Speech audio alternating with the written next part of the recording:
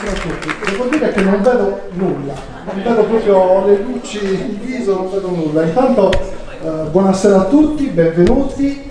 Questa è la terza iniziativa di oggi del premio letterario del Sì. Sapete, questa è la settimana, il giorno iniziale della settimana che ci avvia poi a tutta una serie di iniziative della 37esima edizione, che poi coincide anche con il 50° anniversario del premio Strega vinto del Sì con Paese d'Ombre. Oggi inauguriamo questa serata con una manifestazione teatrale a cura di Gianluca Medas, che come sapete ha fatto diversi spettacoli su Paese d'Ombre, quindi è una garanzia e siamo veramente molto curiosi di assistere a questo nuovo spettacolo che sarà innovativo rispetto a quelli precedenti. Io devo essere molto contento nell'avervi qui, vi invito ovviamente a partecipare a tutte le giornate del premio, che sono ricchissime di eventi, di grandi artisti, di grandi personaggi. Sarà una settimana molto intensa e interessante. Niente, vi auguro buona serata, buono spettacolo e ci vediamo nei prossimi giorni. Grazie, buona serata. Buonasera. Per noi è un ritorno. Cominciamo con il Disertore, ricordate tanti anni fa, abbiamo percorso tutta proprio io la chiamo drammaturgia di Giuseppe De Sì, comunque i suoi romanzi, abbiamo organizzato di ogni suo romanzo più importante una pièce. La cosa mi emoziona molto perché fu l'ultima volta che i Medas, i fratelli Medas, la più antica compagnia della Sardegna, lavorarono insieme, perché i Medas negli anni 80 si separarono. Ci fu una compagnia che decise di fare un certo percorso, un'altra.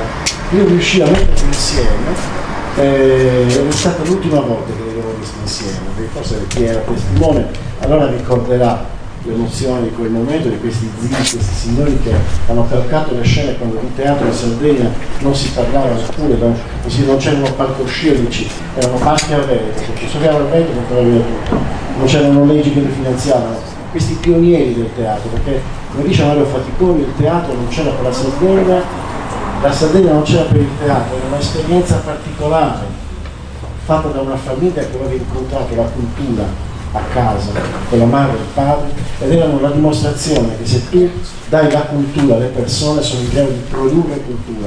Cioè, i Medas sono in qualche modo, non parlo di me, parlo dei miei zii, essere qui nel cuore di un luogo dove uno scrittore straordinario ha scritto delle opere meravigliose che andrebbero rilette soltanto con una lettura emozionale, perché non è soltanto un fatto di scrittura, è un fatto di emozione, ci siamo noi in quelle opere, c'è la nostra storia contemporanea, la capacità di raccontare donne e uomini in un modo diverso da come per esempio scriveva Grazia Deledda, che aveva un altro tono, un altro afflato. De Sì ha uno sguardo più lontano, ci porta fino agli scrittori di oggi, ma ha una capacità di raccontarci che è veramente straordinaria. Quindi io avevo già affrontato diverse volte il Paese d'Ombre, volevo farlo in un modo diverso, e mentre allora lavorai con gli attori vecchi, questa volta abbiamo deciso di affrontare questa produzione con degli attori giovani, attori appena usciti da tutta una serie di percorsi, li abbiamo messi insieme e abbiamo cercato di raccontare la storia in un altro modo, e dentro questa storia c'è un nostro grande desiderio. Voi sapete che fra poco esce il mio film sul lusso, è stato presentato a diversi festival, adesso ci diranno se l'interprete principale del mio film è Enrico Loverso, e poi ci sono tutta una serie di attori sardi, quindi non vedo l'ora di presentarlo, e chissà che un domani questo testo, questo spettacolo non diventi un film. Basta, ci dilunghiamo troppo. Grazie per essere venuti per noi, grazie per averci invitato, la Comune, la Fondazione, e speriamo di essere degni di questa chiamata. Grazie, buona serata.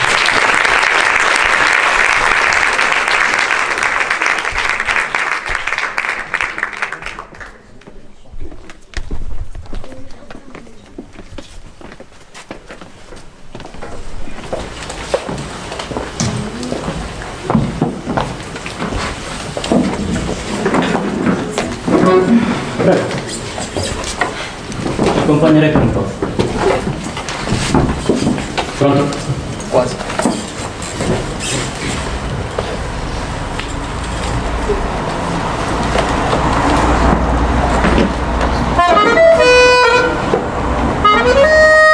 Cominciamo da Sante Follese. In riunione, anzi solo in riunione, lui arriva incavolato come una iena, entra nella stanza. Sono tutti seduti attorno al tavolo, ma a lui interessa soltanto una persona. La cerca, sale sul tavolo, la raggiunge, punta un dito davanti a Giorgia adesso e gli urla bastardo! Poi lo ripercorre. Arriva alla fine, scende, si avvicina alla finestra e... sparito. Adesso non ne parla più. Come sparito? Sì, sparito. Sì, è vero. Non muore più. Sì, sì. No, ma infatti anche io ci sono rimasta male perché De Sisi libera dei voti di bugie per 2 paginette e Angelo Uras liquida le lotte sindacali quasi con fastidio. Sì, vabbè, ma Angelo è un uomo del suo tempo e non poteva capire appieno queste cose. Il socialismo, ragazzi, è stata una rottura. Come questo termos, Nico, me lo prego. Grazie. Il Cavallere ha portato il socialismo in Sardegna. Engels e Marx prima di allora erano sconosciuti. Beh sì, in effetti per le elite economiche i primi scioperi dei battaglieri a Carloforte furono traumatici, anche per gli scioperanti. Giusto, giusto. Ho preso degli appunti per così. No, sono qui. Ah, è qui. Allora. Ah, giusto. Allora, il Cavallere arriva a Cavalieri grazie a una borsa di studio del 1896. Un anno dopo, nel sud dell'isola sono sorti circa 10 nuovi circoli socialisti. Sì, dando vita a un laboratorio politico importante che la polizia ha cercato di stroncare in ogni modo. Esatto, persino Gramsci è stato influenzato da queste nuove idee. Vabbè, non divaghiamo, altrimenti la sentite quella lì. Vabbè, la sentite quella lì, stiamo parlando per parlare. Ricordate cosa dice Lucchetti? Il perimetro storico nel quale si muove la storia è importante per la costruzione del film. Per proporre un intreccio di storie partendo da diversi punti di vista, noi stiamo facendo questo. Sì, infatti, è proprio quello che volevo dire. Sì. Va bene, allora, come? Sono appena arrivata, sì. No, ci sono i ragazzi che stanno facendo un lavoro straordinario. Appunto, sì. Dopo la riunione, magari domani mattina, perché non so quanto ci mettiamo. A che ora? Alle 8? Va bene, domani mattina alle 8, perfetto. Sì. Come? 7:45 è meglio.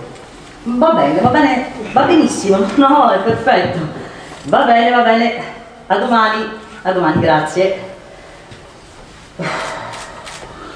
Ma cosa? I produttori, ragazzi, sono una categoria. Sì, Cosa ci fai? Dai. Ah, E allora. Niente, ragazzi. come niente? Niente. Non so come dire. Non so perché. dai. C'è stato qualcosa che non ha funzionato. Non so, probabilmente.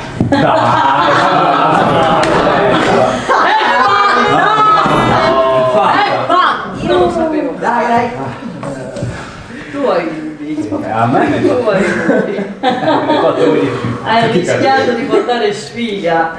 E invece ho finito il caffè. Guarda, ce n'è qui un po' nel tempo. Caffè nel tuo termos. Dai, lascia stare, su. Ma Allora, dici, dico, dai. cosa sono quelle facce? scusa. Sono entusiasti, no, veramente, non è incredibile. Dico, per un film in costume, considerati i costi di produzione, possiamo ritenerci più che soddisfatti, no? Cosa significa? Cosa significa? Significa che siamo operativi, ragazzi, forza, al lavoro. Dai, cominciamo. Ma io abbiamo fatto bene, fissare la riunione oggi. Non so come, ma soldi, ne hai parlato? Certo, ne abbiamo parlato di E allora? Di soldi, tutto a posto, tutto a posto. Allora, chiudiamo la sceneggiatura, ce ne andiamo a Roma. Tutti. Guarda a Roma, mica che e loro ci firmano il contratto. Contenti? Quindi entusiasmo? No. Sono uno stupore. Dai Sofia, ti vedo così ansiosa. Un po'. Dai, partiamo da te. Come cominceresti il film? Allora, io ho pensato di cominciare dalle ultime pagine del romanzo. Ti passo anche i miei appunti. È la parte meno nota, invece secondo me nasconde dei punti veramente interessanti. Tra i materiali che ho trovato, uno in particolare mi ha colpita, ovvero la maschera del cacciatore, anche perché è con l'incontro tra Angelo e il cacciatore che cominciano le ultime pagine del romanzo. Bene, chi indossa questa maschera va in giro con un fucile collegato al tascapane che porta a tracolla e spara crusca in faccia alla gente tramite una cannuccia. E il passante che viene colpito, attenzione, deve pagare da bere. A me piace proprio quest'idea di cominciare con la festa di carnevale che poi ci porta alla morte di Angelo. Quindi tu cominceresti con la morte di Angelo? No, io comincerei con il descrivere il modo con cui i norviesi vivono il giorno del martedì grasso. Gli uomini sono vestiti di nero, portano il risvolto della giacca, strane coccarde di carta colorata, ornate di stelle filanti. Alcuni portano sul capo come un elmo, assicurato da un sottocolle in elastico, e maschere di cartone o di cartapesta dai lunghi nasi. Altri calzone la zuava di colori sgargianti e tutti rappezzati con giustacuori variegati, uomini vestiti da donna e fantasmi di lenzuola legati con un nastro con 2 buchi per le braccia e 2 fuori per gli occhi. Un uomo parla dalla finestra con voce roboante e la folla in basso ride, divertita alle sue parole. Nell'aria c'è profumo di acqua viva. Le donne preparano le frittelle di miele da offrire assieme al vino bianco. All'improvviso un cacciatore spunta dalla folla. Porta a tracollo un tascapane pieno di crusca. Armato di fucile, spara la crusca in faccia alla gente. L'uomo si chiama Luciano Camilaccio. No, scusate. Guardate ragazzi. Che c'è? Ma chi è questo Luciano Camilaccio? Allora, Luciano Camilaccio è un personaggio che troviamo alla fine del romanzo, voi lo sapete, adesso ti spiego meglio. La vittima designata dei suoi scherzi adesso è Sisinio Buscas, il porcato. Sta in piedi in mezzo alla gente e ride ascoltando le parole dell'oratore, ignaro della presenza di Camillardi. Il cacciatore si avvicina furtivamente al Buscas, attende un po' senza farsi vedere. E appena si distrae un attimo, gli spara la crusca in bocca. E la gente giù a ridere divertita. Sisinio Buscas, sorpreso dallo sparo con la bocca piena di crusca, comincia a tossire, quasi soffoca.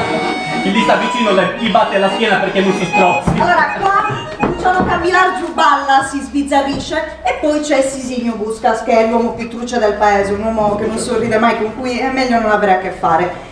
Quindi qua lui si avvicina al Camillarcio e comincia a gridare, a indicarlo, ma quello non se ne accorge perché probabilmente è ubriaco, quindi non si accorge di quanto sia irritato Sisinio. E senza tener conto di questo, gli spara nuovamente e quello comincia a tossire, ad abbaiare come un cane, tutti gli ridono in faccia e ora dovrà offrire da bere a tutti.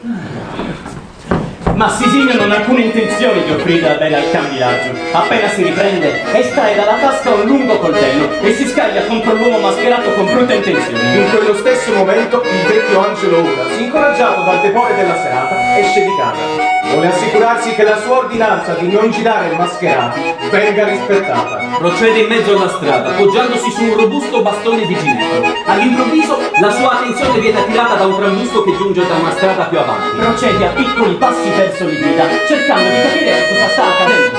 Un uomo vestito da cacciatore gli corre incontro seguito dalla folla. Angelo, seccato, si mette in mezzo alla strada con le braccia aperte sollevando il bastone. È proibito! Ehi! È proibito usare la maschera!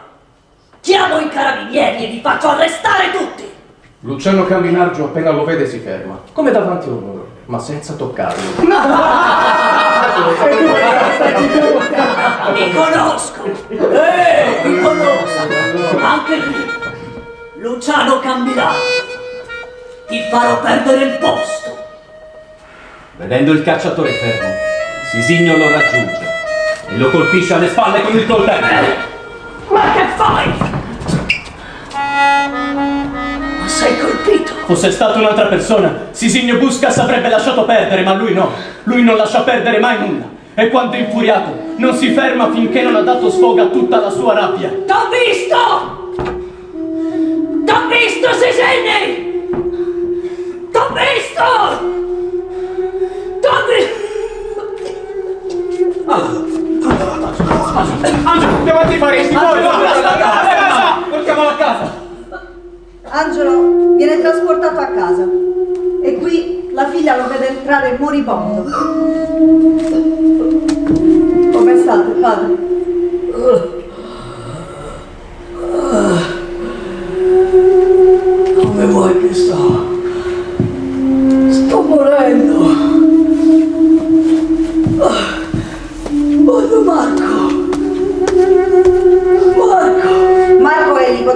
Angelo ed è il figlio di Maria Cristina, la prima figlia di Angelo. È un bambino taciturno, solitario, insomma, somiglia molto ad Angelo nel carattere. E qui, mentre la mamma appunto sta in un angolo a piangere, il bambino si avvicina al nonno. I due si prendono la mano e quando si stringono la mano, attenzione, Angelo torna indietro nel tempo, a quando lui era un bambino e si recava a casa di Don Francesco Fulgheri con una cesta di paspina.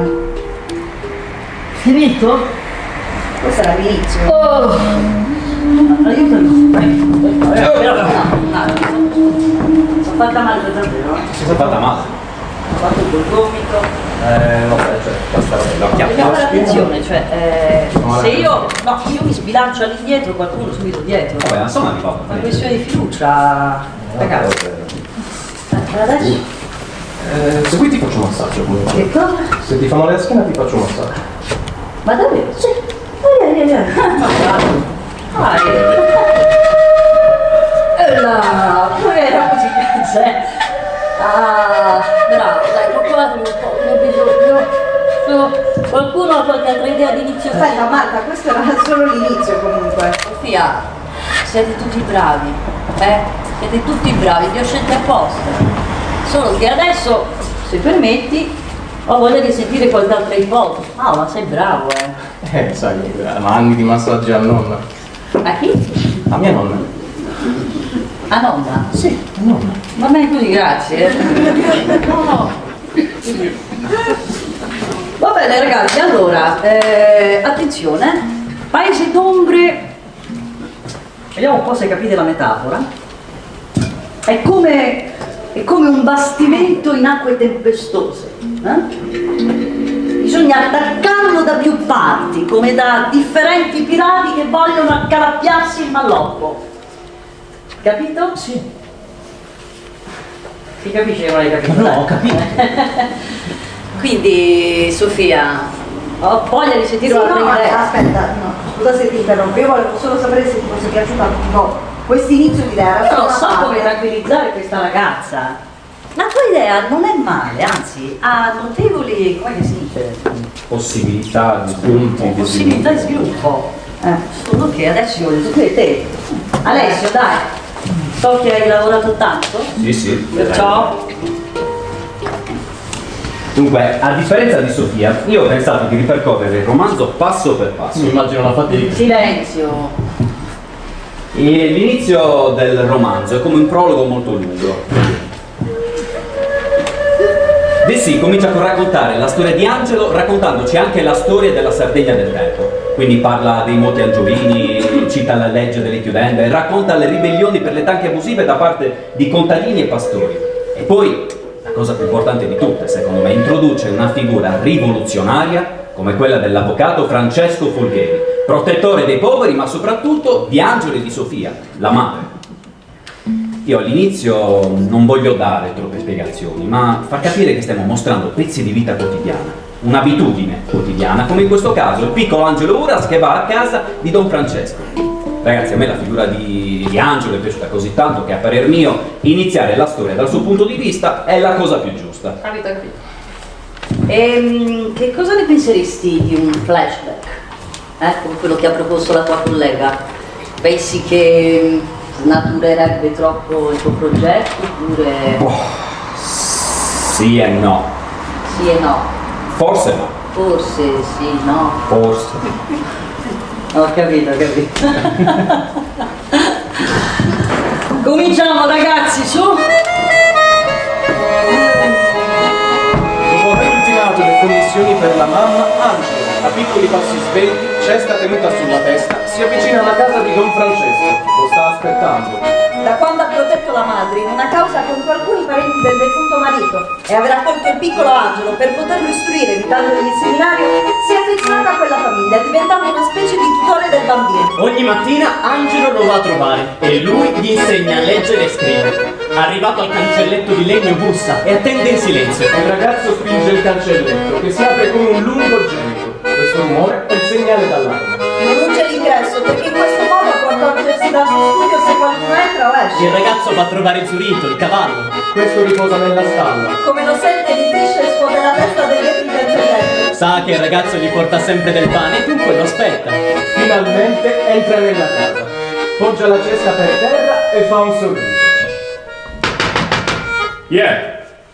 Sono io! E ce n'hai messo di tempo, eh? Adesso siediti lì e aspetta.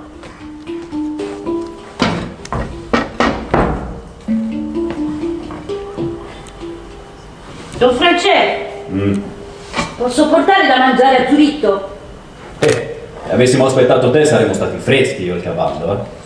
Gliel'ho date io le fave e le ho anche dovute macinare. Ah, com'è che hai tardato tanto? Ho mandato comare Verdiana a chiamarti da più di 2 ore, Angelo.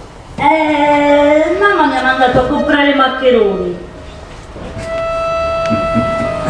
A comprare i maccheroni. Tu hai sempre una scusa pronta, eh? Ma è vero!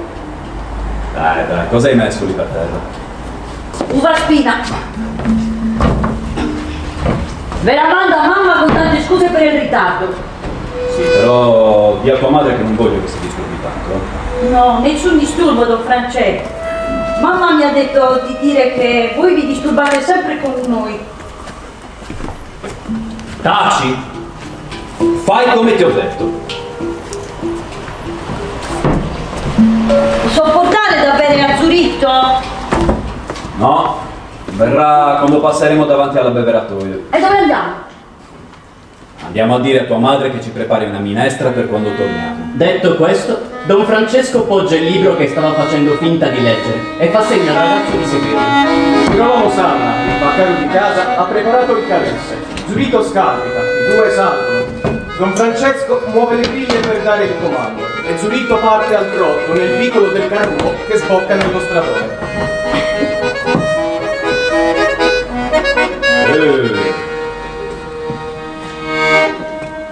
Ho da chiederti un favore, comare Sofia. Dite. Vado a Balanotti per vedere cosa hanno combinato quei poltroni. Vorrei che andaste a casa a mettere un po' in ordine e che preparaste per me e Angelo una minestra per quando torniamo. Vi faccio la minestra di finocchio selvatico. Sì, va bene. Torniamo per il tramonto. Don Francesco dà un colpo di frusta e il cavallo parte. Sofia resta a guardarli per qualche istante mentre si allontanano. Dubita che rientreranno prima del tramonto. Nel cuore prova una strana sensazione di disagio. Il cavallo ogni tanto rompe il trotto, poi prende il galoppo. In questo modo passano piazza Frontera e arrivano davanti alla beveratoio. Meglio farlo bene. Poggiato su una vasca c'è Gerolamo Sanna, il vaccaro di casa. Salute. Scusate, stop. Che cosa? Troppi nomi, sto già perdendo. Chi è questo vaccaro? Sì, Gerolamo Sanna, Gerolamo? non l'ho specificato, sì, Gerolamo Sanna. È il vaccaro di casa Folghieri. Anni prima Don Francesco lo mandò in prigione con l'accusa di omicidio. Una volta uscito Gerolamo Sanna, con sorpresa di tutti, è stato assunto come vaccaro da Don Francesco. Perché questo? Perché Don Francesco immaginava che prima o poi Gerolamo si sarebbe voluto vendicare. In questo modo poteva tenerlo sotto controllo. Riprendiamo. Facciamo un po' di strada insieme. No, sto aspettando un compagno. Il vaccaro si avvicina al calesse e sfibbia Zurito per farlo bere. È sudato? Certo, ha trottato per venire fin qui. Don Francesco non sopporta che gli si diano indicazioni su come si tengono i cavalli. Tira le redini quasi strappandole dalle mani di Gerolamo. Angelo fa per scendere per sistemare il morso, ma Don Francesco lo tiene fermo con una mano. Con l'altra fa schioccare la lunga frusta e il cavallo dallo strappo. Subito sente che qualcosa non va. Il calesse fa una scarpa a sinistra e Angelo ha ben il tempo di aggrapparsi al braccione. Gerolamo Sanna quel pomeriggio ha avuto un lato. Ha atteso quel momento da quando è uscito di prigione. Ha tolto il morso a cavallo e non ha fatto nulla per trattenerlo.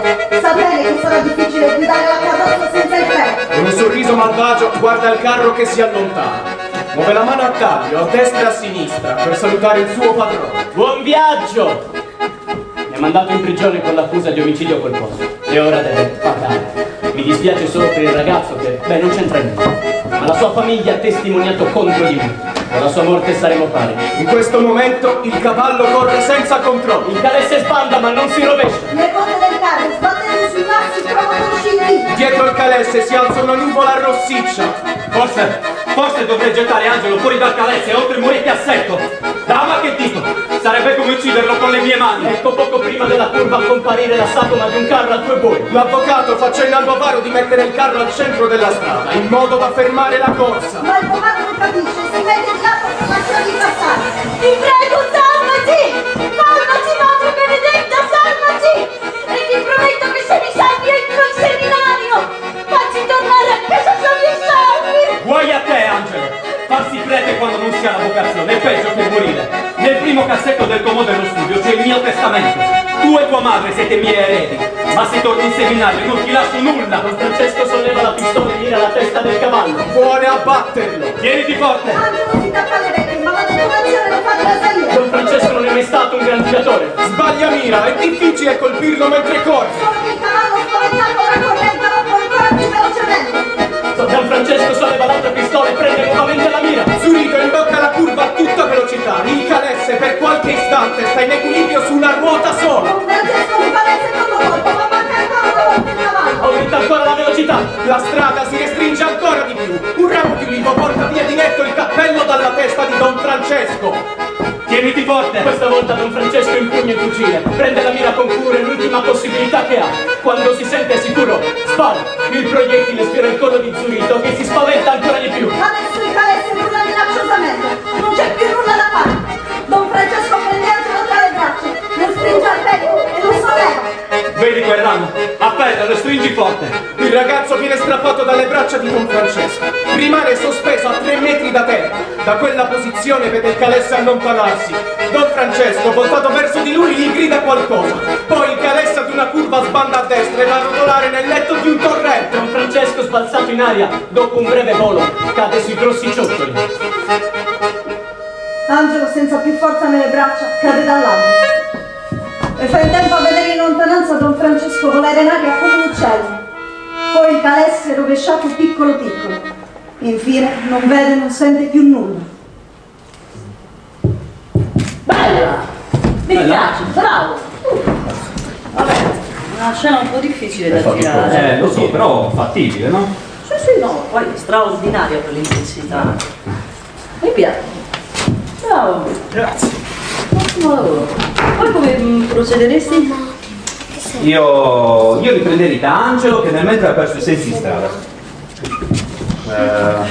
Ecco.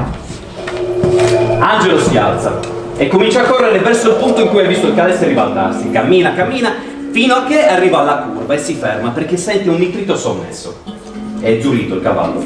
Lo vede con la groppa e il collo sanguinanti. Sta in piedi. Zurito appena vede Angelo gli si avvicina e apre la bocca per poter mangiare uno zuccherino che il ragazzo gli offre.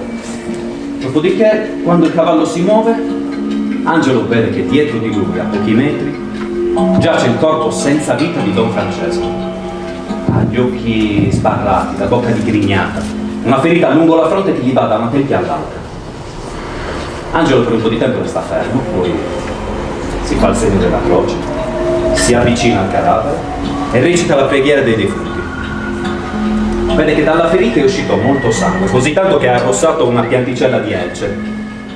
Poi si volta verso Zurito, lo accarezza, sente che è caldo, umido di sudore.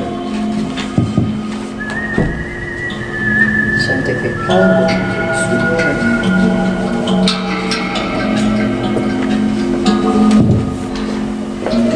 Eravamo spaventati. È per questo che ti abbiamo sparato. Il ragazzo raccoglie le briglie da terra. Zurito adesso è calmo, quasi accondiscendente. Ci sale sopra e torna a casa.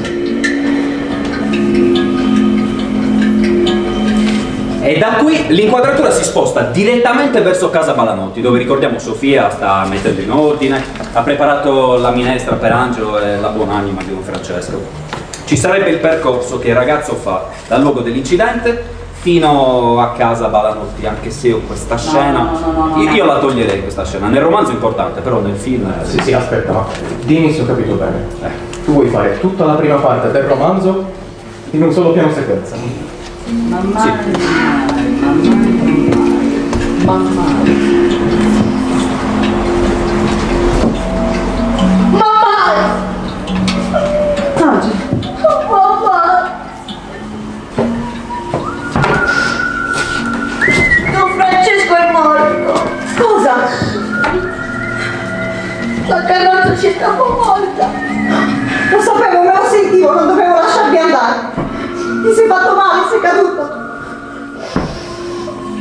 Ho dormito nella polvere. Ti ha salvato Don Francesco.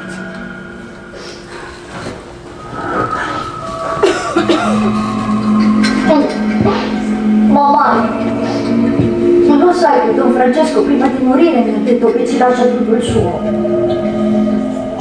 Il testamento è il primo cassettone in comò. Senza dire niente, Sofia lo spoglia, lo prende in braccio e lo immerge nella vasca d'acqua calda che aveva preparato per Don Francesco. Si asciuga le mani nel grembiule e va, come una sonnambula, a cercare nel luogo indicato dal figlio. Angelo emerge dall'acqua e vede Sofia, che ha in mano il plico sigillato. Lo fa alzare per asciugarlo. Le lacrime scorrono dai suoi occhi. Piange per l'anima di Don Francesco, per quel peccatore impenitente che gli ha salvato la vita più volte e che ha amato suo figlio più di un padre. Mamma, il sangue di Don Francesco è caduto su una pianta di erci. Sai, le anime dei defunti vagano per la campagna. Poi scelgono una pianta e vi si rifugiano finché non piacciono a Dio. Davvero? Allora forse l'anima di Don Francesco è entrata in quella pianta. Perché non ce la prendiamo a casa? Così Don Francesco vivrà sempre con noi. Va bene, domani lo faremo. Adesso andiamo a dormire che è tardi. Ma quella notte Sofia non riesce a dormire. Pensa all'anima di Don Francesco. È una notte strana, molte cose la fanno agitare. La cattiveria di Gerolamo Sanna, la buona sorte del figlio salvato in extremis da Don Francesco, ma soprattutto quel dannato testamento. Davanti ai suoi occhi insonni comincia a prendere forma una nebbia bianca. Passa dappertutto, invade tutta la casa. Sofia guarda spaventata questo strano fenomeno. Si alza dal letto agitata e subito viene circondata da quella specie di nebbia. Va in cucina senza toccare alcun oggetto, poi scende le scale quasi senza sfiorare i gradini. Arrivata, la nebbia si apre come un sipario ed ecco Don Francesco al centro della stanza che la guarda. Don Francesco, la minestra si è sfreddata. Maestra, avete sempre saputo come cucinare. Sofia, posso fidarmi di voi? Certo, potete fidarvi di me. Fate in modo che le mie volontà vengano rispettate. È tutto scritto nel testamento. Dopo aver detto queste parole, Don Francesco viene avvolto dalla nebbia e svanisce. Poco dopo, Sofia si sveglia di colpo. È stato un sogno. Bene, ora c'è la scena dell'interrogatorio. L'arciprete vuole fare in modo che Angelo... Oh, bellissima musica. L'arciprete vuole fare in modo che Angelo confessi che Don Francesco si sia suicidato. Perché questo? Perché innanzitutto dobbiamo far capire che Don Francesco non è mai piaciuto alla comunità ecclesiastica, alla nobiltà di Norvio, non è mai piaciuto. Quindi l'arciprete vuole fare in modo che Angelo dica che si sia suicidato, così da fare in modo che non venga neanche sepolto in terra consacrata. Quindi, quella mattina, manda comare Verdiana a chiamare Angelo.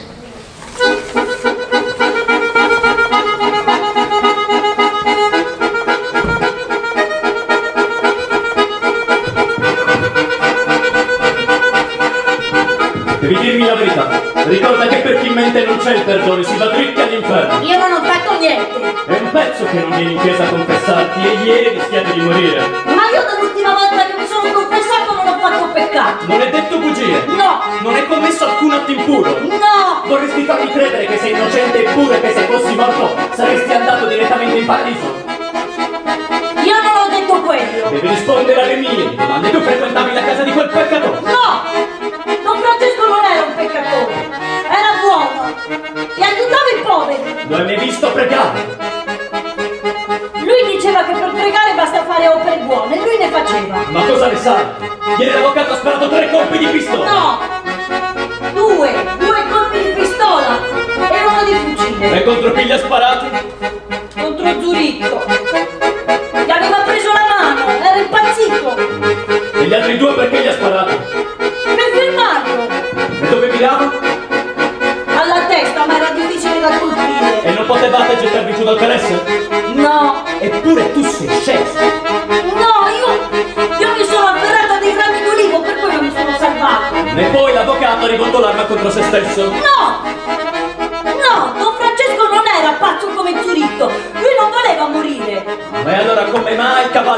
stesse la mano.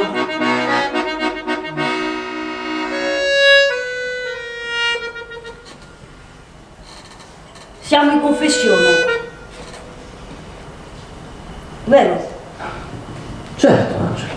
Tutto ciò che dirai è sotto il vincolo del segreto. Resta segreto. Certo, Angelo, è un sacramento, non mento. Non posso mentire. Gerolamo Sanna ha tolto il morso al cavallo e non gliel'ha rimesso. Basta, non dire altro! Non devi accusare nessuno! Ma siamo in confessione! E appunto! Ma è per questo che Don Francesco non è riuscito a fermare il cavallo! Va bene, ho capito! Recita l'atto di contrizione, vattene e non andare a fare chiacchiere in giro!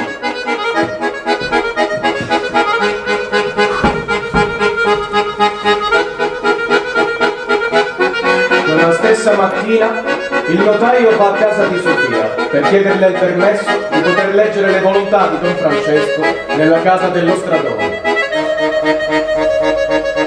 Perché lo chiedete a me? Chiedetelo ai suoi parenti. Se lo chiedo a voi, ho le mie ragioni. Ma stasera su. Quando Angelo con Sofia arrivano alla casa, i fulghieri sono tutti seduti in prima fila e vestiti in modo tale da non dare importanza alla cerimonia. Dopo essersi seduti vicino alla porta, Angelo e Sofia fanno un cenno di salute ai fulghieri, che rispondono sbattendo le palpebre. Il notaio guarda i presenti ad uno, dopodiché apre il plico sigillato e legge il testamento, fingendo che sia la prima volta che lo fa. Dopodiché espone le ultime volontà di Don Francesco. E lo scritto è una sorpresa per i suoi parenti. Lascia tutto in eredità ad Angelo Uras, rendendolo così proprietario di uno dei più grandi patrimoni di parte disco. I fulghieri non fanno alcuna espressione, né tantomeno battono ciglio, ci mancherebbe. Dalle sedie si alza soltanto Don Giovanni Antonio, che parla a nome di tutti. Impugneremo questo testamento, a costo di rimetterci tutto il patrimonio. Non è giusto. Un contadinello qualunque non lo può ereditare un bene che non gli appartiene.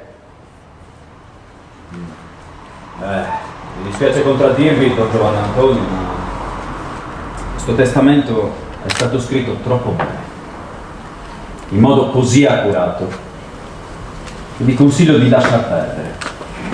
A meno che, certo, non vogliate perdere tempo e denaro.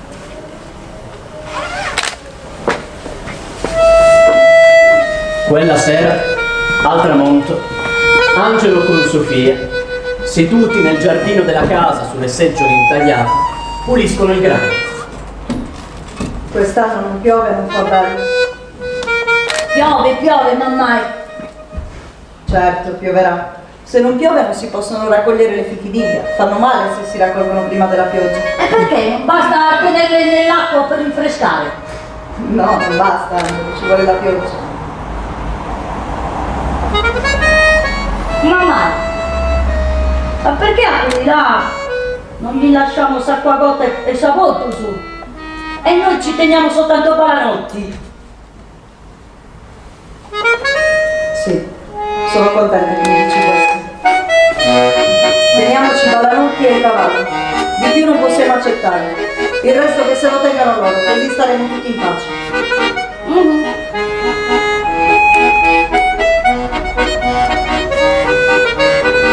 Ti piace? Sì, bello. Mi piace. Molto bello, però se posso, io insisto nel proporre i flashback. Sì, vabbè, Sarebbe si può- più poetico, no? Si può fare, non è che... Bravo Alessio. Bravo, ottimo lavoro. Però adesso voglio sentire voi due. Ale, vale.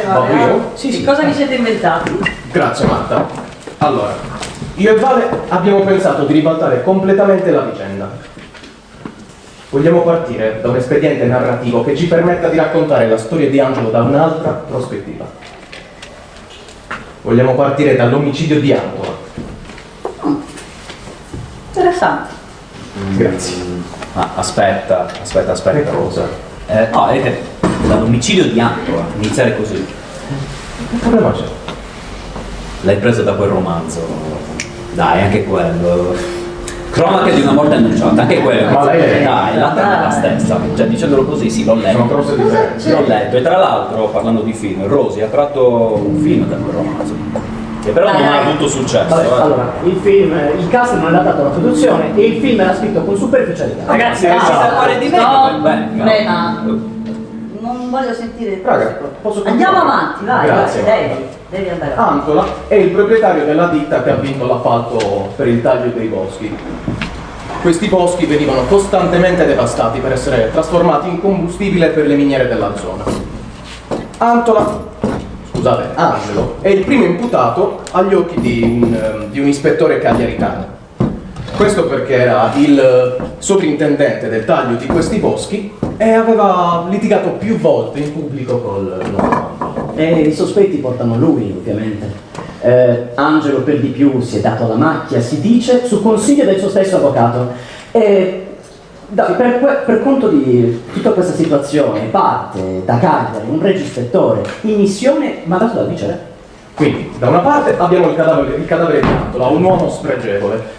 Nico, ascolta, mi faresti la musica del cavallo per la carrozza? Okay. Mentre dall'altra abbiamo Angelo, di cui parla bene persino il caporeggio delle miniere, l'ingegner Ferraris. E il viceré ovviamente è in imbarazzo. C'è bisogno di portare un colpevole alla polizia. Ecco, noi vorremmo partire da questo punto di vista, ovvero il punto di vista di un regispettore che sale in carrozza dall'Orbio a Cagliari e noi lo troviamo intento a scorgere la documentazione del caso mentre si prepara a interrogare i suoi testimoni.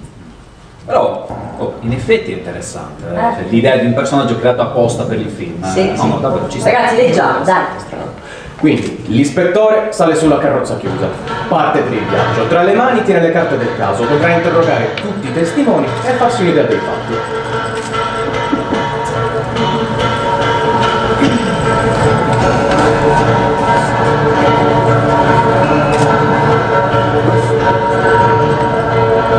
Queste strade salve, non vedo l'ora che la finiscano questa capra felice. Vediamo di capirci qualcosa. Angelo Uras nasce a Norbio, figlio di povera gente, fidanzato con Valentina Manno, la figlia del proprietario dell'unico frantoio di Norbio, a quanto pare amore a prima vista. Adottato dal giacobino Don Francesco Fulgheri, alla sua morte avvenuta in circostanze misteriose, lascia a lui in eredità ogni suo avere. Ed è grazie a questa donazione che il destino del ragazzo muta radicalmente. Durante l'esondazione del fiume Fruminera incontra l'ingegner Ferraris che lo prende in simpatia e lo assume facendolo diventare sovrintendente delle miniere. Con questo lavoro lui controlla che il taglio degli alberi avvenga secondo legge, ma proprio a causa di ciò entra in contrasto con Antola, il proprietario della ditta che si occupa del taglio dei boschi. Angelo, guarda, lassù, oltre la cima di Monte Ormo, una colonna di fumi. Hanno iniziato ad abbattere la foresta di Escolca. Non ne so nulla. Sei un dipendente della società, anche tu sei responsabile di questo scempio. Va bene, salgo a vedere. Angelo, devi fare qualcosa. Quegli uomini stanno abbattendo alberi secolari, piante di lentische, di corbezzolo, di salice. Non rispettano neppure gli olivastri. Questi vanno contro la nostra volontà. Angelo sale a cavallo e dopo una mezza giornata raggiunge la foresta di Escolca. Come arriva scende e raggiunge alcuni roscarini che stanno lavorando. Salute! Salute. Chi comanda qui? Quando non c'è il signor Antola comando io. State rispettando la legge. Si deve abbattere un albero su 10 e mai gli alberi più giovani. Come vi chiamate? Renato Granieri, sono il capo squadra. E tu chi sei? Il sindaco. Sono il figlio di Sofia Curri. Ah sì. Sì. Detengo al taglio del bosco per conto della società mineraria. E qui l'ingegner Ferraris. Io dipendo dal signor Antola, dell'ingegnere non ne so nulla. Devo reclamare. È un danno all'ambiente. Bosco di Eccellenza. E siete contro la legge. Parlatene col signor Antola, non è con me che dovete reclamare. Angelo risale a cavallo e torna a Norbio dirigendosi verso l'ufficio dell'ingegner Ferraris.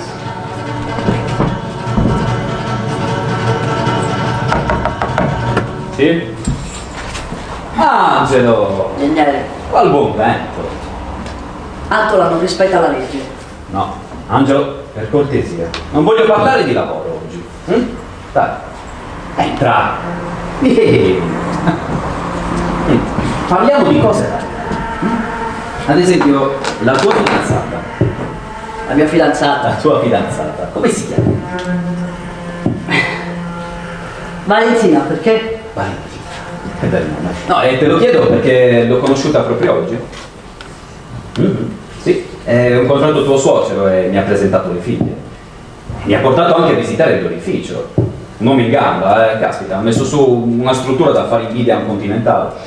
Però di figlie ne ha tante. Chi è la tua fidanzata? La più bella di tutte. Dai, sono tutte belle quelle ragazze. Dai, qual è la tua futura moglie? La terza. Beh, ragazzo mio, hai fatto un'ottima scelta. Bravo, Grazie. Ingegnere. Volevo chiederle se mi fa da testimone di nozze. Così diventiamo compari d'anello, che qui è come essere parenti. Compari d'anello? Per te contatti dell'amicizia? No, più dell'amicizia no. Però almeno quanto l'amicizia. Beh, allora sarò tuo compare d'anello. Ingegnere, Antola non rispetta la legge. Gli allenti nei rapporti. È inutile che io gli metta le multe se lei poi non me le fa pagare. Ho capito. Vi parlerò con franchezza.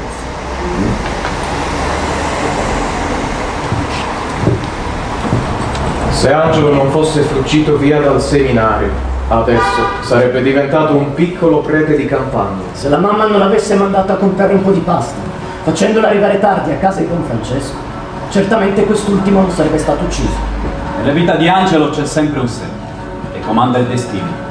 Il 4 dicembre, festa di Santa Barbara, esce presto di casa per andare a caccia e viene visto in differenti punti del monte a cavallo con il fucile a tracolla inoltrarsi nei viottoli che solo lui conosce. Riappare all'improvviso quando decide di andare a dare un saluto a Sisinni Casti nel suo ovile. Chi arriva?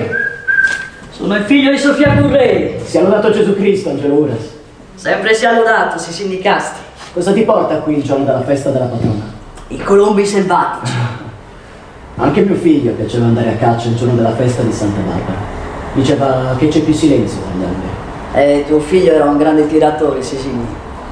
Io l'ho conosciuto. Eppure sparare non gli è servito. È morto come un cinghiale, braccato da pallottole nemiche in una guerra che non conosco. Non mi hanno nemmeno restituito il corpo per piangerlo. Che razza di re, eh?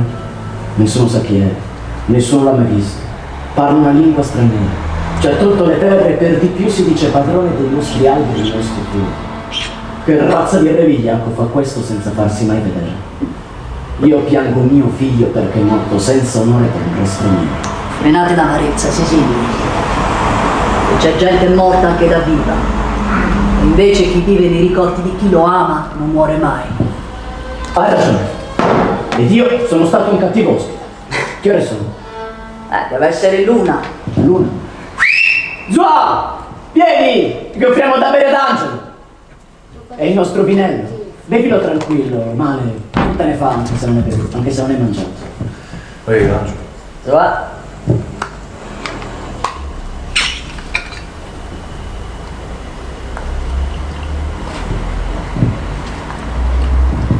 A sta salute. Hai sentito? Ehi, Spara a caso. Così ne prende anche 5, 6, 7 di questi colombi. Ma c'è bisogno che il fucile sia a palleni. Questo è a palla, anzi 2. E come l'avete capito, Sisinni? Ti meravigli? Io sono cieco, Angelo. Vedo con le mani, con le orecchie. Per me il suono di un fucile è come l'accordo di una chitarra. Per esempio, tu hai un fucile a pallini, vero? Hai ragione, Sisinni. L'ho sentito mentre lo ricaricavo. Sei fatto tardi. Se voglio sparare ai colombi è meglio che vada. Vai con Dio, Angelo Uras. Adios. Ciao. Angelo. Verso l'ora di pranzo giunge voce che è stato trovato un cadavere poggiato su uno dei vagoni che trasportano il materiale dalle miniere. Poco dopo in paese arriva la notizia che il morto è Antola e subito tutti pensano ad Angelo. Infatti qualche giorno prima tra lui e il morto c'è stato un litigio furibondo per le continue mancanze dei boscaioli che tagliano molti più alberi di quelli previsti. Valentina, la fidanzata, viene a sapere della notizia e anche che Angelo non si trova. Anche lei è pensata a lui. Le tremano le gambe al solo pensiero. Disperata, va a cercare Sofia, ma non la trova. Decide di salire sul monte, da sola. Sa già dove potrebbe nascondersi.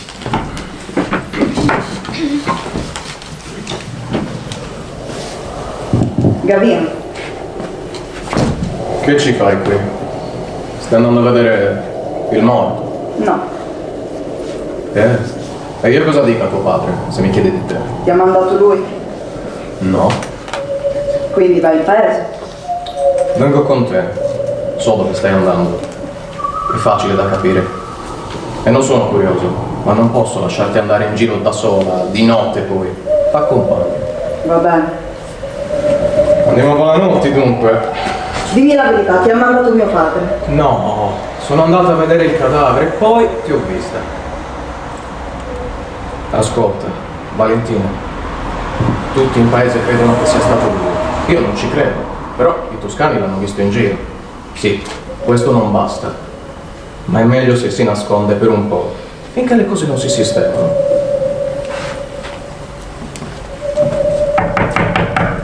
Chi è? Amici!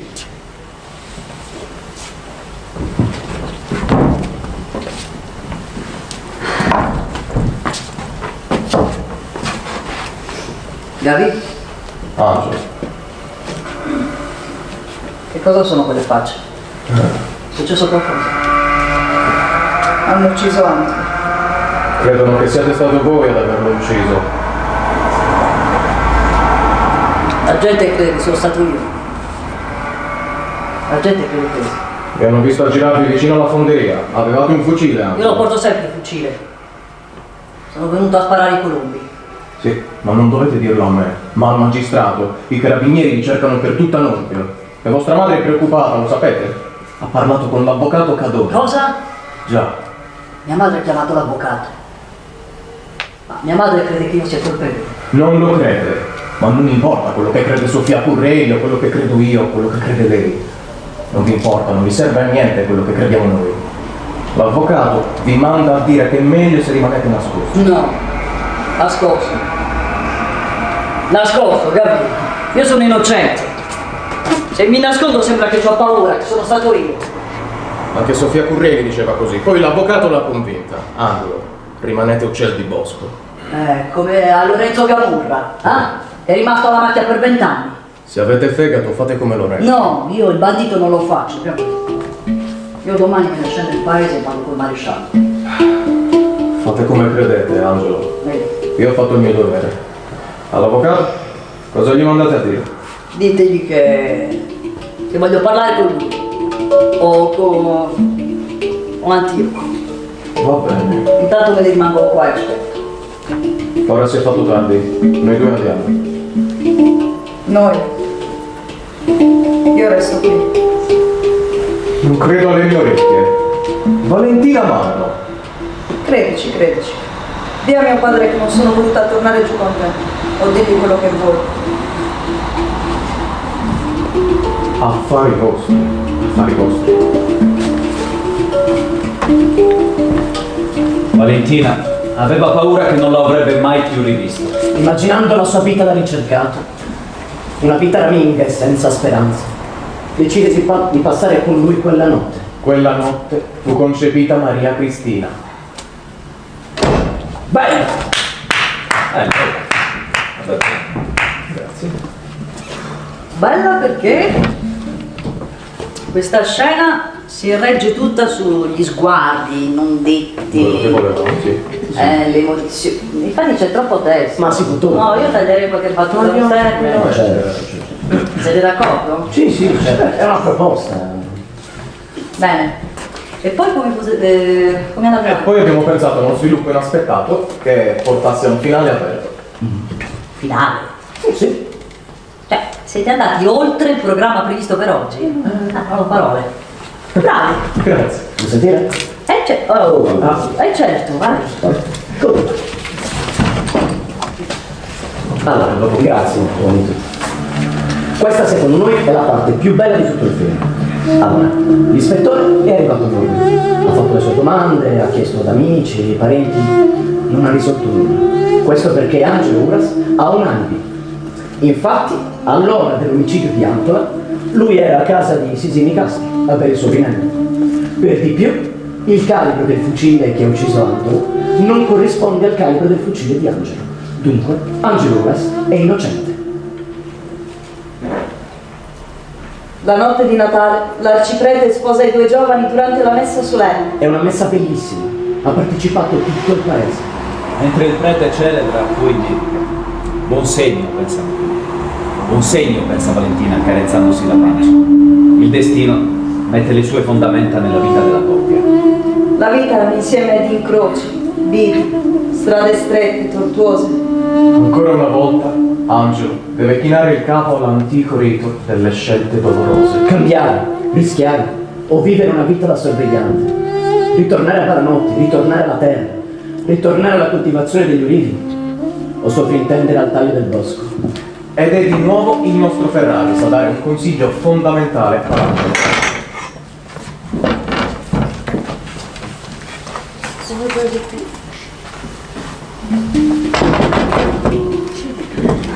Ingegnere, Angelo, prego, si accomodi.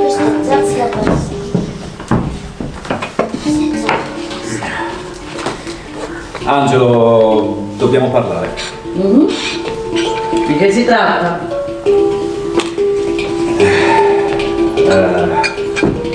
Non so come dirtelo. Siamo di nuovo a corto di combustibile. Siamo costretti ad abbattere un'altra foresta. Quale questa volta? La più bella di tutte. No. Alexi. Alexi no. Angelo, mi dispiace, ma non se ne può fare a meno. L'appalto è già stato stabilito. L'asta verrà bandita fra 10 giorni. Queste miniere sono un disastro per noi. Senza avremo ancora le foreste. Senza pensare poi che è difficile trovare un appaltatore onesto che venga dal continente. Certo, la cosa migliore sarebbe che l'appalto lo prendessimo dal posto. O del posto. Chi? Tu, per esempio. Io? Ma lei vuole scherzare? Non scherzo affatto, Angelo.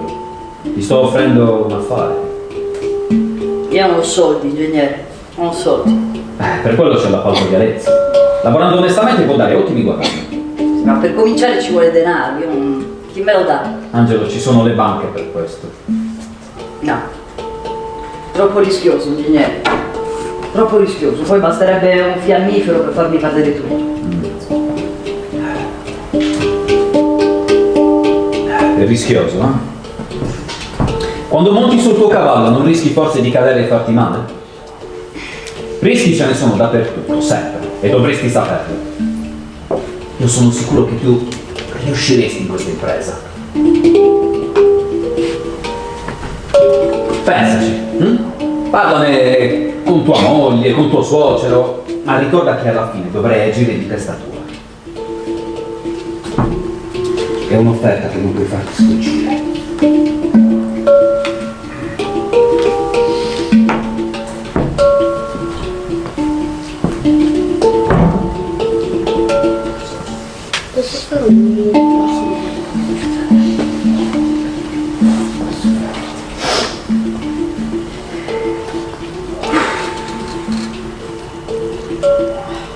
Vabbè. Chiedo un prestito. Chiedo un prestito e mi presento all'asta. Devo fare in fretta però. Devo fare in fretta. Non ci sarà più nessuno che mi dirà che cosa devo fare. Mi prendo a lavorare in Toscana. E quelli sono bravi. Sono bravi. Sono tutti bravi quando li paghi. Ma io li pago bene. Granieri è già mio amico. Togliamo gli alberi e innestiamo gli olivastri. E Alessi sarà mio. Sarà mio perché l'avrò fatto io. L'avrò fatto io con le mie mani. Sarà un bosco pieno di piante e vasti che nessuno oserà mai tagliare. E da qui la nostra scena cambia. Lasciamo stare Angelo per un po'. Spostiamoci invece a casa di Valentina. Qui troviamo Sofia, che fa compagnia appunto a Valentina. E Sofia si accorge di una cosa particolare. A Valentina le stanno venendo le prime donne. Le si sono rotte le ali. La prima cosa da fare ovviamente è chiamare Angelo. Manda una vicina a cercarlo, ma non lo trova. Angelo quella mattina non c'è, è sul monte a sovrintendere il taglio del bosco.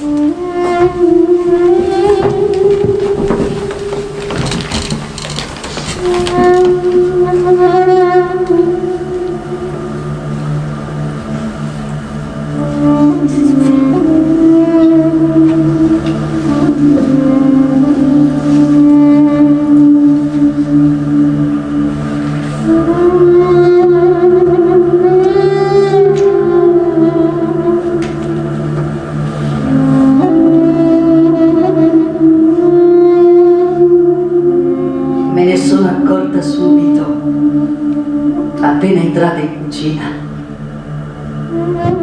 Ero spaventata. Allora l'ho aiutata a salire al piano di sopra. L'ho fatta stendere sul letto e si è calmata. Così sono corsa via a chiamare la levatrice e il medico. Sono solo a casa. Sono distese, molto. A intervalli le fitte si ripetono come se un coltello mi squarciasse il ventre dall'inguine all'ombelico. Se ci fosse qualcuno chiederei aiuto, pur sapendo che non c'è nulla da fare. Se ci fosse Angelo con me, mi terrebbe la mano e io mi sentirei più forte. E poi finalmente sono tornata con la levatrice. Le sento salire le scale e mi lascio andare. Ha cacciato un urlo che sembrava che non fosse lei ad urlare. Allora le ho preso la testa fra le mani e le ho detto: non gridare, devi gridare che il peggio deve ancora arrivare. E tu sei più forte del peggio, devi vincere il peggio, ma non devi gridare. Parla fitto fitto, a fior di labbra, come se leggesse le pagine di un libro o recitasse le preghiere. Poi ho sentito la voce di Angelo. L'ho fatto salire al piano di sopra. Si è sdraiato a fianco a lei e lei così si è calmata. E poi ho detto ad Angelo di andare via. Mi basta quest'attimo e mi sento più sicura. È bastato quell'attimo perché il dolore si impadronisse di lei. Improvviso, atroce, è la rottura delle acque. Adesso afferrati bene e spingi forte quando te ne momento. Ma il momento non arriva, il dolore non arriva. Mi aggrappo più forte alle lenzuola, stringo il fazzoletto in bocca e piano piano la cosa accade e mi sembra di non essere io a partorire, ma di essere partorita. In questo momento provo un dolore atroce. Ha cacciato un urlo simile all'ululato di un cane.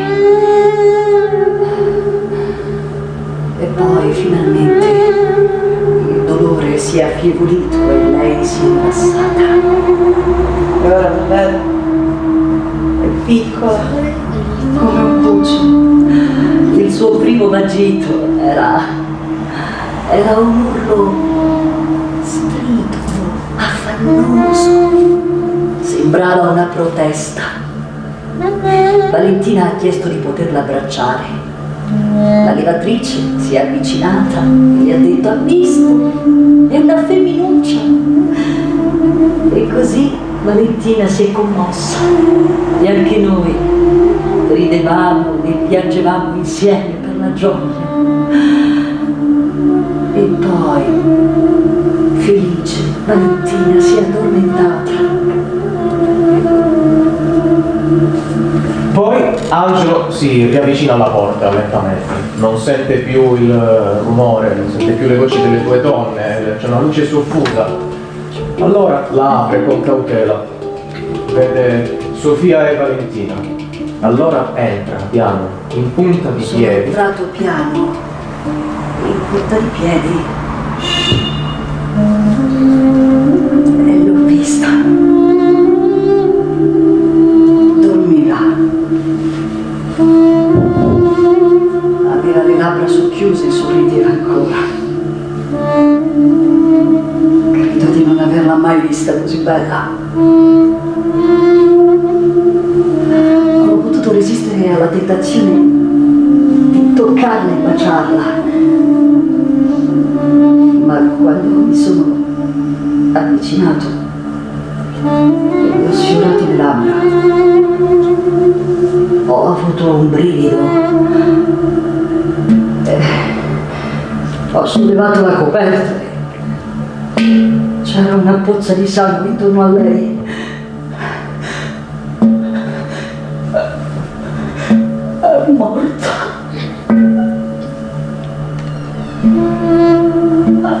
È morta.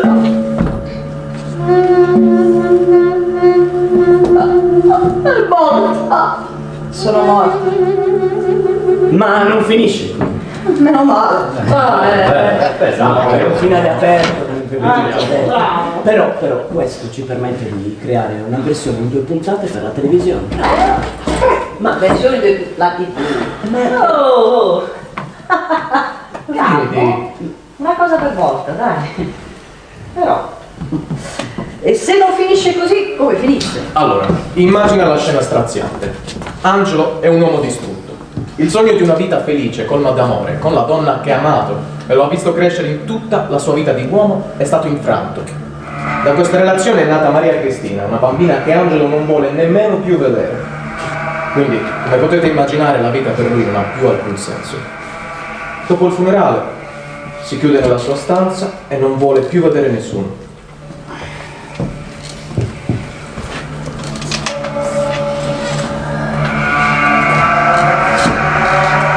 Angelo, vuoi un caffè? Ti porto qualcosa? Non vuoi vedere la bambina? No! Non la voglio vedere! È sporca! Odiosa, schifosa, con la bambina! È colpa sua!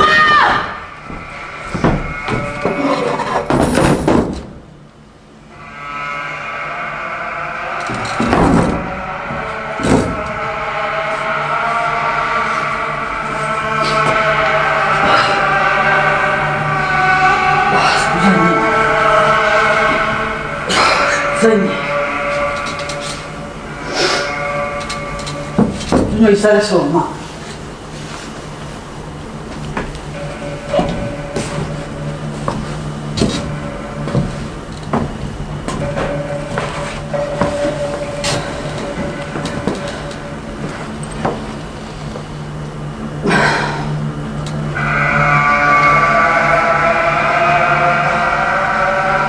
Oggi mi è sfilato mezzo paese. Mezzo paese davanti. E tutti a dire: la rivedremo in paradiso. La rivedremo in paradiso. È facile quando stai dall'altra parte. Quando devi solo accompagnarla al cimitero con la bara. La rivedremo in paradiso. Io sono qua. Sono qua. Con i pugni chiusi e le mani vuote.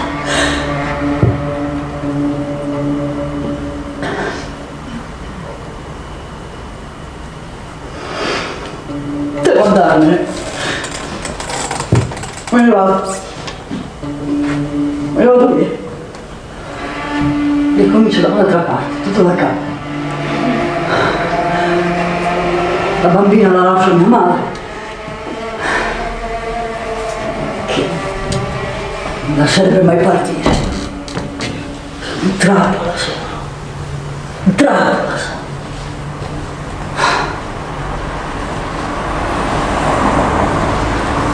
Una soluzione c'è. E certo che c'è. Sono nemmeno coraggiosi di me ce l'hanno fatta. Un gesto definitivo di Perazzolo, un gesto e fine. Angelo, c'è il Granieri, vuole parlarti. Un gesto e fine. Angelo, c'è il Granieri, può salire? Chi? Il Granieri vuole parlarti, lo faccio salire. Fallo salire.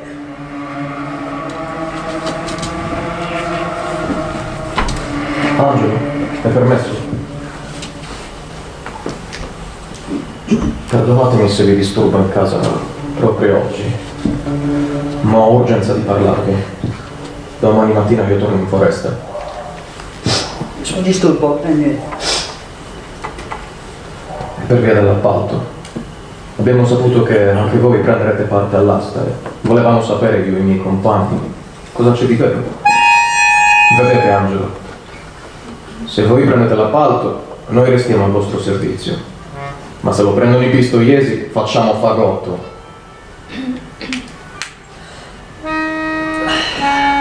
Caro Granieri, mi dispiace, ma io all'appalto non ci stavo neanche pensando. Non so cosa dire. Lo capisco. Però peccato.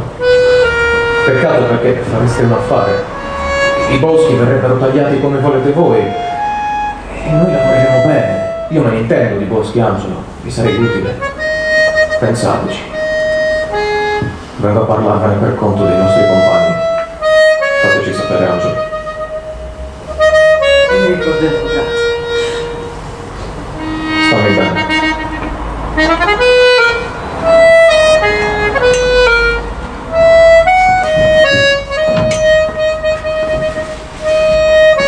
Angelo, c'è qualche problema?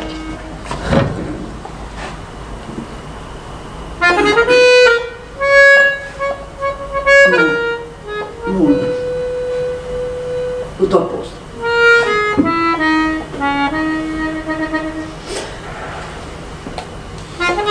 No.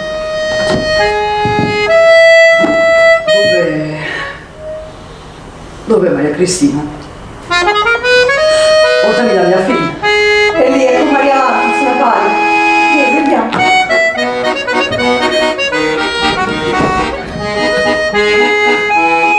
Ma non finisce così. No, vabbè, ma tutto quello che viene dopo è meno interessante. Sì. Vabbè, meno interessante fino a pagina 2, cioè ci sono ancora molti eventi che collegano la storia di Angelo Uras alla grande storia. Mica è finito, ragazzi. Questa è la nostra idea. Come? Scusate, quando? Perché non gli no, adesso no. Basta, perché abbiamo lavorato abbastanza. Per oggi abbiamo dato. Hai fretta? No, sì. Comunque sai che l'idea della serie TV in 2 puntate non è male. Male. Però adesso andiamo, perché ho fame. E ho prenotato il ristorante sotto i portici, mica. Ecco, Brava, brava. dobbiamo festeggiare, sì o no? Andiamo. Andiamo? Vogliamo poi andiamo in giallo, non so. Dai, ecco se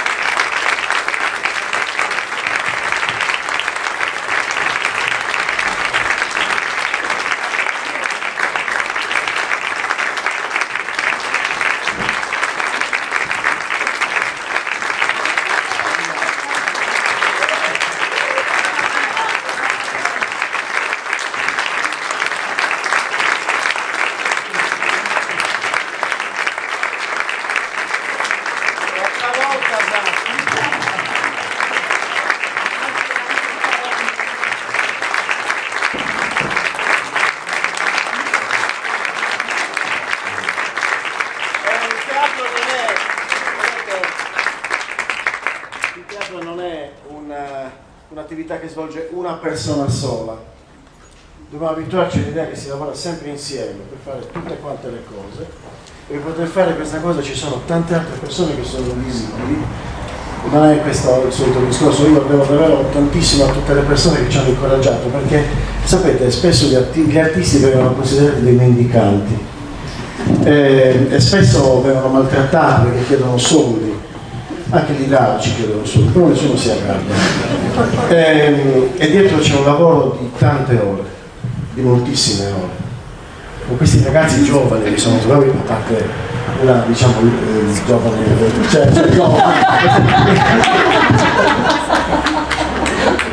abbiamo lavorato tantissimo. Applaudite la GAF.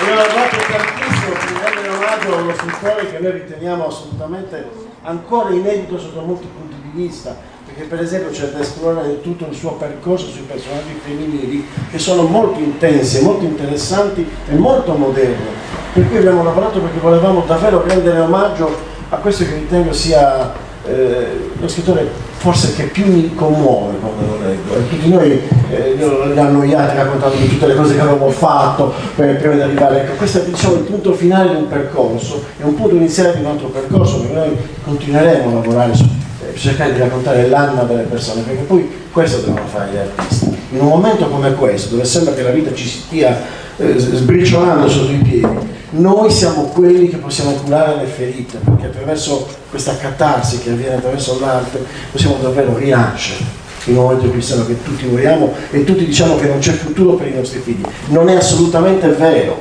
non è assolutamente vero, perché non siamo padroni del futuro, il futuro non è legato all'economia, dobbiamo liberarci, l'arte ci libera. Per noi artisti siamo quelle nuvole che passano nelle vostre vite per un attimo, piovono un po', fanno cadere un po' d'acqua e poi dopo il raccolto lo devono fare chi raccoglie l'acqua. Grazie, buonanotte.